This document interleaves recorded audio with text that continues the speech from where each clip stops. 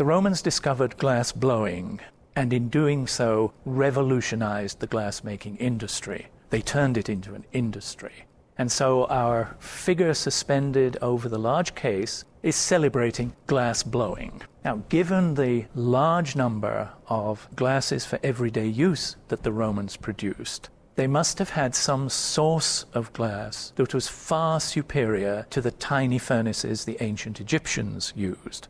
Those Egyptian furnaces were capable of making 4 or 5 pounds of glass at any one time. Some of the largest Roman glass vessels weigh more than 4 or 5 pounds. So what happened? Archaeologists puzzled about this until 1964, when an unexpected discovery was made in Israel. And if you turn around and look at the wall behind you, you will see what that discovery was. A heritage site was being readied to make it visitor-friendly. And in doing that work, archaeologists discovered this dark, fissured, unattractive slab of something. Looks like a slab of stone, but it's not. Chemical analyses showed that it's a slab of glass. How did it get there? What does it represent?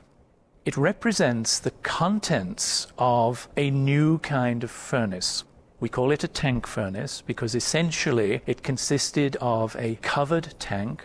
At one end of the tank was a firebox for lighting the fire that was going to heat the raw materials. The tank was filled with raw materials, probably trickled in gradually over the hours that the melting took. At the end of the day, after the furnace had cooled down, one had a large slab of glass. If you turn around again and look at the case, the dimensions of this case are exactly the dimensions of that glass slab. So it was a pretty large furnace, melting in one operation a pretty massive amount of glass. In fact, 9 tons of glass, not 5 pounds, 9 tons. Enough to make, for example, literally thousands and thousands of small perfume bottles like those you see on your left.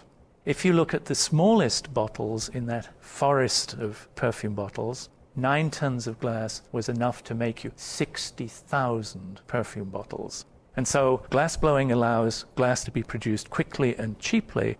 Tank furnaces allowed the glass makers to supply the glass workers with enough glass to supply the markets of the Roman Empire.